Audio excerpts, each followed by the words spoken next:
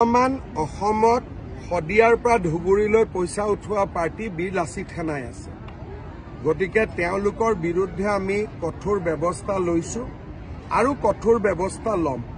বাকি ঠাই বিশেষে যিসমূহ ঘটনা আছে তাকো মই কালি এছপিক কৈছো যাতে তাৰ বিষয়ে নজৰ ৰাখে। মই এইবিলাক নাম টাম নাজানো। মই এটাই জানো যে এই সংগঠনটোৱে শদিয়াৰ পৰা ধুবুৰীলৈ চান্দা উঠাই এটা ব্যাপক খেলি মেলি কৰিছে। এছাম সন্দেহযুক্ত লোকে পিছফালে অসম উপাধিটো লিখিও বহুত ডাঙৰ তাণ্ডৱ নামনি অসমত চলাই আছে। যেনেকে এটা নাম কিবা ৰিজু অসম নে ঋতু অসম, তেওঁৰ নাম কিন্তু ৰিজু আহমেদ নে ঋতু আহমেদ। অসম নামটো লগাই এতিয়া গোটেই মানুহক বিপথে পৰিচালিত কৰাৰ কামতো তেওঁলোক লাগি পৰিছে, বিশেষকৈ নামনি অসমত।